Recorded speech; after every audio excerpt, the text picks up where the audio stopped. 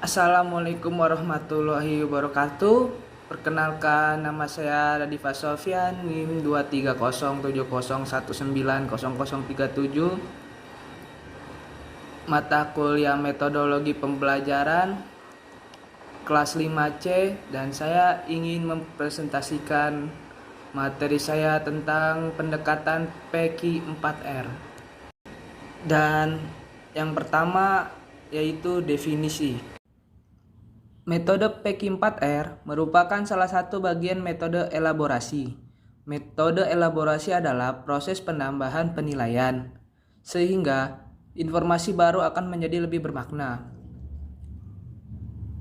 Terakajoni Mapasoro 2011.226 berpendapat bahwa metode adalah cara yang bersifat relatif, umum, yang sesuai untuk mencapai tujuan.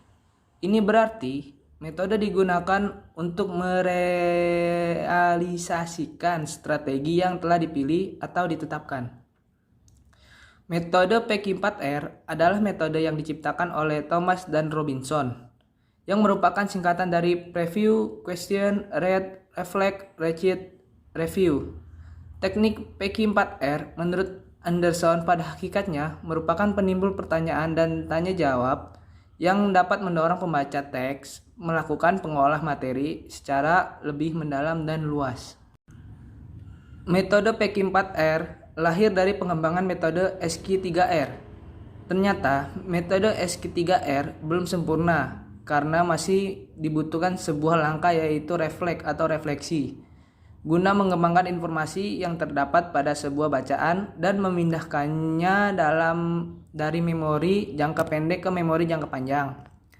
Menurut Supriyono 2012.2103, pengalaman awal bisa dibangun melalui aktivitas membaca, sehingga peserta didik akan memiliki cadangan pengetahuan atau stock of knowledge.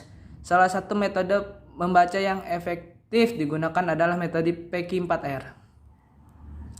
PQ4R dilahirkan atas pendapat bahwa pembaca dapat mengembangkan keterampilan membacanya karena PQ4R merupakan metode yang efektif untuk membantu pembaca berpikir kritis dalam memahami suatu bacaan dan mengingatnya dalam waktu panjang, sehingga pembaca memiliki cadangan pengetahuan.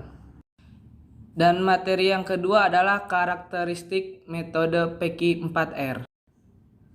Adapun karakteristik metode PQ4R, yang pertama, mengacu pada perilaku dan proses berpikir, termasuk proses memori dan metakognitif yang secara langsung terlibat dalam menyelesaikan tugas belajar. Dan yang kedua, mengajarkan siswa untuk belajar atas kemauan sendiri, sehingga membentuk siswa sebagai pembelajaran mandiri melalui kegiatan mendiagnosa suatu pembelajaran tertentu, memilih strategi belajar untuk menyelesaikan belajar yang dihadapi, memotivasi untuk terlibat dalam situasi belajar sampai masalah terselesaikan. Materi yang ketiga adalah sintak pembelajaran. Langkah-langkah yang harus dilakukan dalam metode PQ4R yaitu preview, yaitu peserta didik menemukan ide-ide pokok yang dikembangkan dalam bahan bacaan. Pelacakan ide pokok dilakukan dengan membiasakan peserta didik membaca selintas dan cepat bahan bacaan. Penelusuran ide pokok dapat juga dilakukan dengan membaca 1 atau 2 kalimat setiap halaman dengan cepat. Singkatnya, melalui preview, peserta didik telah mempunyai gambaran mengenai hal yang dipelajarinya. Dan yang kedua yaitu question, yaitu bertanya. Peserta didik merumuskan pertanyaan-pertanyaan untuk dirinya sendiri. Pertanyaan itu meliputi apa, siapa, di mana, mengapa, kapan, dan bagaimana. Pertanyaan-pertanyaan tersebut dikembangkan ke arah pembentukan pengetahuan deklaratif, struktural, dan pengetahuan prosedural. Yang ketiga, read, yaitu membaca bahan bacaan tersebut secara detail. Pada tahap ini, peserta didik diarahkan mencari jawaban terhadap semua pertanyaan yang telah dirumuskannya.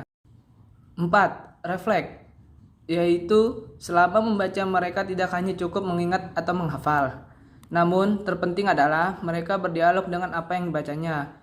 Mereka mencoba memahami apa yang dibacanya. Dan yang kelima, recite, yaitu setelah membaca. Peserta didik diminta merenungkan kembali informasi yang telah dipelajari.